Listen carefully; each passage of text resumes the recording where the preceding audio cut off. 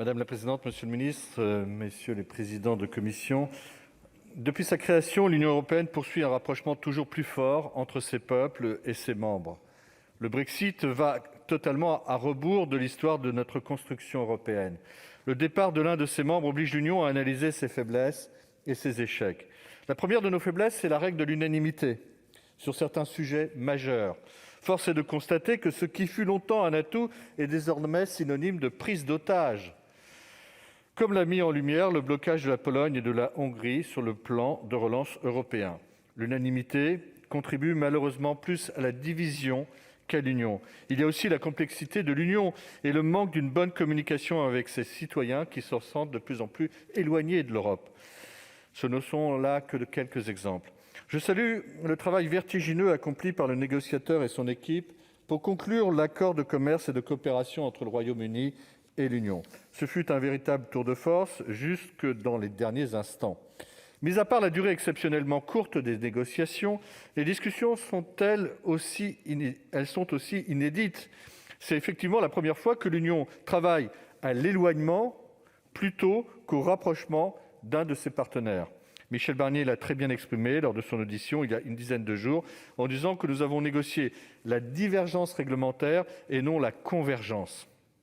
C'est pourquoi je pense que l'application de l'accord est cruciale. Les tensions entre Britanniques et Européens sont palpables et le moindre incident peut prendre des proportions telles que l'équilibre se retrouvera fragilisé. La mise en œuvre pour le moins compliquée du protocole concernant l'Irlande du Nord en est symptomatique. Nous sommes encore loin d'une relation apaisée et il faudra probablement quelques années et d'autres crises pour parvenir à plus de stabilité. Nous devrons être vigilants pour protéger nos intérêts. Il ne faudra pas faiblir si les règles ne sont pas respectées, si nos peuples sont lésés. Car si nous sommes encore dans des règles communes, la divergence réglementaire nous guette.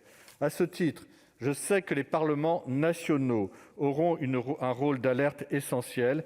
Les citoyens aussi. Monsieur le ministre, nous sommes prêts à prendre notre part pour la mise en œuvre stricte de cet accord. Quels sont nos moyens concrets d'action ?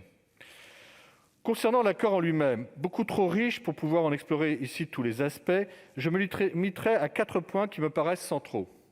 D'abord, la pêche. Mon groupe a récemment posé une question au gouvernement dans les perspectives post-2026. Le Brexit signifie aussi une diminution des échanges avec le Royaume-Uni. Les ports maritimes français de la façade atlantique, dont Nantes-Saint-Nazaire fait partie, sont impactés. Il faudra prêter une attention particulière à l'organisation des liaisons commerciales et des contrôles de produits venant du Royaume-Uni, que ce soit via les ports français, belges ou néerlandais. Deuxièmement, la France a subi plusieurs cyberattaques ces derniers mois. Elles ont touché les collectivités territoriales et nos centres hospitaliers et rappellent que la sécurité est essentielle. Une coopération dans ce domaine est inévitable et j'espère que le dialogue régulier qui est prévu par l'accord permettra un espace d'échange et d'innovation. Le gouvernement vient de publier sa stratégie sur le sujet. Comptez-vous porter certains points dans le dialogue entre le Royaume-Uni et l'Union européenne ? Ensuite, 2 points exclus des discussions pour lesquelles il faudra absolument trouver un cadre commun de coopération. Le premier concerne les frontières et la politique d'asile et d'immigration. Alors que le règlement de Dublin ne s'applique plus au Royaume-Uni, quelles sont les réflexions sur la possibilité d'un accord futur avec l'Union ? La France et le Royaume-Uni travaillent de concert sur ce sujet depuis longtemps. Monsieur le ministre, comment envisagez-vous les prochains mois et est-ce que des discussions sont prévues sur ces sujets ? Le second point s'articule autour de la politique extérieure de sécurité et de défense. Malgré son exclusion des négociations, nous allons devoir coopérer. Le contexte international actuel nous oblige à développer une action concrète et commune. L'Union européenne doit regagner en autonomie et les discussions avec le Royaume-Uni ne peuvent pas se faire exclusivement à travers les accords de Lancaster House. Cela soulève aussi une nouvelle fois les problématiques de l'Europe de la défense ou encore d'un volet européen au sein de l'OTAN. Quelles sont les pistes de réflexion du côté français et du côté européen ? Après avoir travaillé à la sortie des Britanniques de l'Union, nous devons nous concentrer sur nous, Européens. Michel Barnier l'a très justement soulevé, il faut se rendre compte de la valeur ajoutée de l'Europe. Nous devons continuer à créer cette valeur ajoutée. De nombreux sujets réclament notre attention et notre coopération. Le rêve européen se poursuit, mais il est gravement menacé. Le Brexit nous donne l'occasion de nous interroger sur nous-mêmes et sur la logique européenne. Nous devons le faire.